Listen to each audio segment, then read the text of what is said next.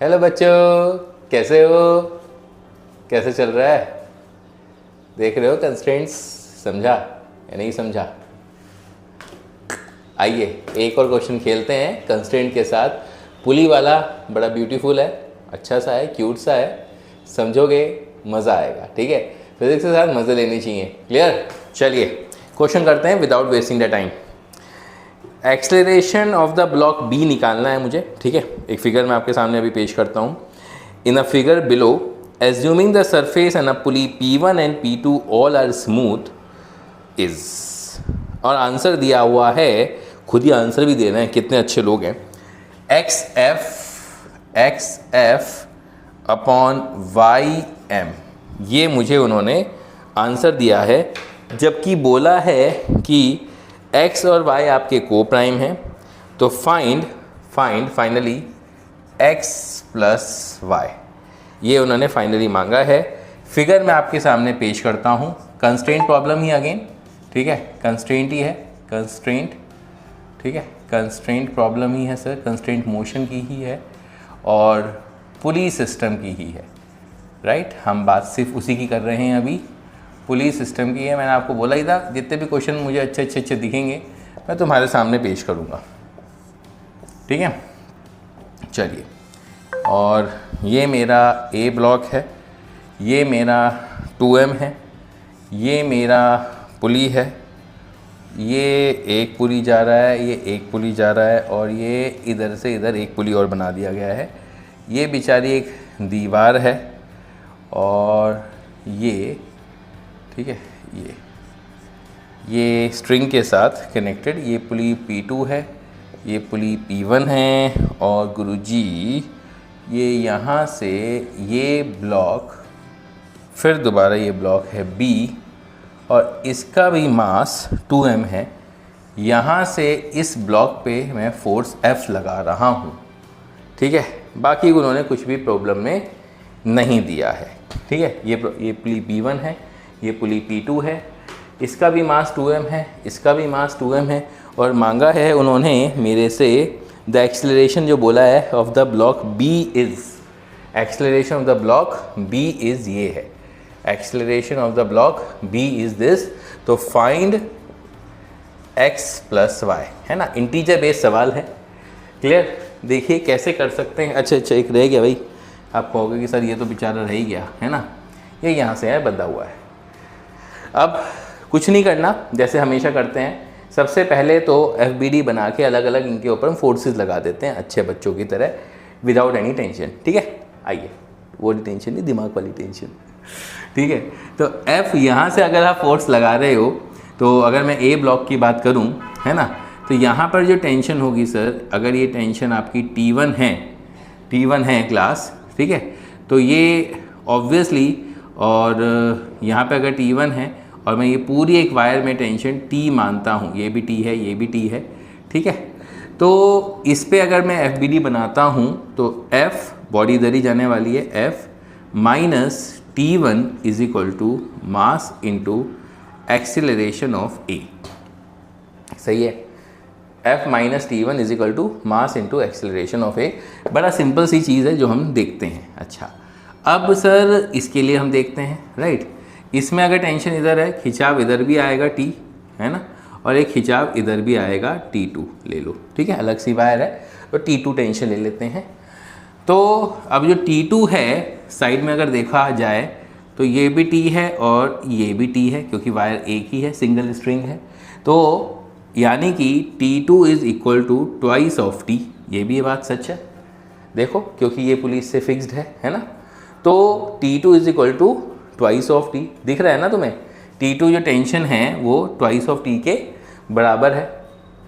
It means यानी कि आपका जो यहाँ पे इस पे जो फोर्स लगेगी, यानी कि B ब्लॉक जो जाएगा वो सिर्फ और सिर्फ T plus T2 is equal to mass into acceleration of B। सही है क्लास? हाँ या ना, ये बताओ। यानी कि यहाँ पर आपकी टेंशन जो है T2 की वैल्यू कितनी आएगी sir, twice of T is equal to 2m into acceleration of B। तो ये हो गया 3t is equal to 2m into acceleration of b। ये पहली इक्वेशन, ये दूसरी इक्वेशन, अच्छे बच्चों की तरह, ठीक है।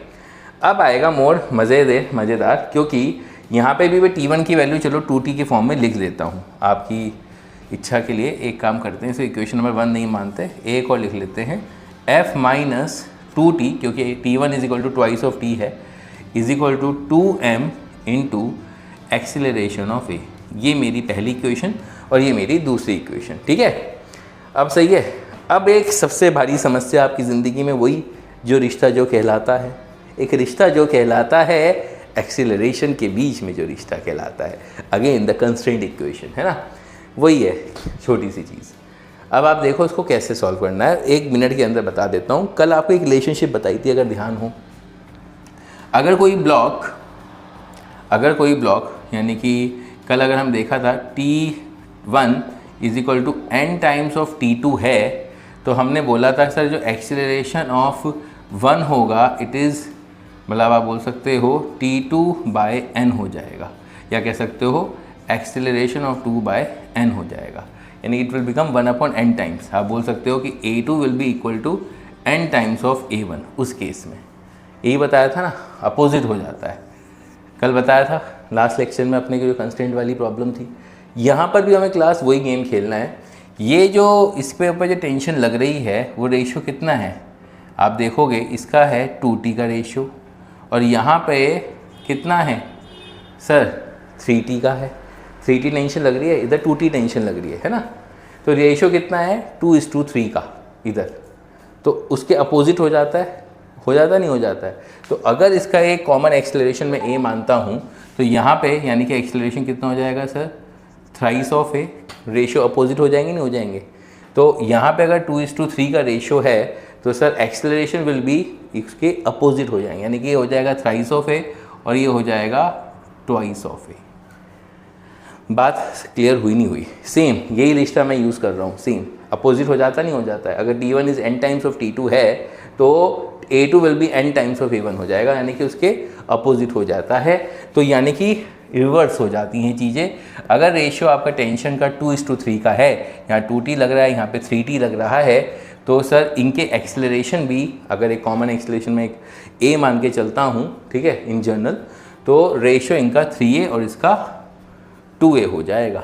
यानी कि अब क्या करूँगा, हो गया मेरा काम कि सर पहली इक्वेशन लिख लेते हैं, f minus 2t is equal to 2m, acceleration of a कितना हो जाएगा, थ्राइस ऑफ a, और ये कितना हो जाएगा, thrice of t is equal to 2m into acceleration of b कितना हो जाएगा sir, twice of a। Class हवाबाजी में कभी नहीं बात करना, हमेशा लिख के करो, उससे क्वेश्चन थोड़ा सा आसान हो जाता है। हम ज़्यादा सोचते हैं ना, लिखा भी करो, लिखने से क्या होता है थोड़ा सा आइडियाज़ आते हैं, राइट। जब भी मुझे क्वेश्चन आया था तो सेम चीज़ मेरे साथ हुई थी, तो मैंने पहले लिखा, अच्छा यार 2:3, तभी मेरे दिमाग में स्ट्राइक किया, यार ये रिश्ता भी तो था, तो इक्वल करके देखते हैं, वरना तो यहाँ आके गाड़ी अटक जाएगी। कैसे समझ में नहीं आता, एक बार को फिगर को देख के कैसे करें कैसे ना करें, राइट, इजी था। तो यहाँ पे 2t लग रहा है, यहाँ पे 3t लग रहा है, तो सर 2:3 का रेशियो है, तो आंसर एक्सेलरेशन 3:2 हो जाएगा, सिंपल हो गया। अब ये काम हो गया, नहीं हो गया? अब मेरे ख्याल से ज़िंदगी में कुछ बचा नहीं है। एक काम करो, t की जो इक्वेशन है वो तुम यहाँ डाल दो। तो t की इक्वेशन कितनी है, 4ma अपॉन 3। अभी t की इक्वेशन तुम यहाँ डाल सकते हो, f माइनस 2t कितना है, 4ma by 3 is equal to 3⁶ma। सही है? तो कितना आएगा सर, एलसीएम ले लेते हैं, ठीक है, 3, तो 3f minus 8ma is equal to 6ma। Okay, तो यहाँ से यहाँ पे, तो 3f is equal to 3f minus 8ma is equal to 6 3 18ma। 3f is equal to 18 plus 8 कितना आ जाएगा क्लास, 26ma। तो a की वैल्यू कितनी आ जाएगी, 3f अपॉन 26m। सर ध्यान रखना, ये a की वैल्यू आई है, b के एक्सेलरेशन की वैल्यू नहीं है। तो एक्सेलरेशन ऑफ b हमने कितना लिया हुआ है, ट्वाइस ऑफ a। तो twice of 3f upon 26m, 2 1 ज़ा 2, 2 13 ज़ा, तो 3f अपॉन 13m। मेरे ख्याल से यही फॉर्म हमें वो चाहिए थी, जो कि आ गई है, दिख गई। तो ये x है और ये y है, तो 3 + 13 यानी कि x + y आपका सिंपल वे में 16 आ गया। खुशी से आ गया आंसर इंटीजर बेस्ड, तो 16, अरे लिख लो 16 आ गया। अच्छा लगा, बढ़िया रहा, बस ट्रिक वहीं पे थी एक, ठीक है। तो इसलिए बोल रहा हूँ बहुत सारे क्वेश्चन लेके आऊँगा, और भी जैसे जैसे बढ़िया क्वेश्चन मिलते जा रहे हैं डेफिनेटली वी विल सॉल्व मिलके। तो सीखते रहिए, करते रहिए टीसीसी के संग। अगेन अच्छा लग रहा है क्वेश्चन तो प्लीज़ लाइक, सब्सक्राइब और दोस्तों के साथ शेयर करना मत भूलना यार, ठीक है। बच्चों को भी अच्छा लगेगा, क्वेश्चन सीखने को भी मिलेगा, ठीक है। Okay, thank you, bye bye.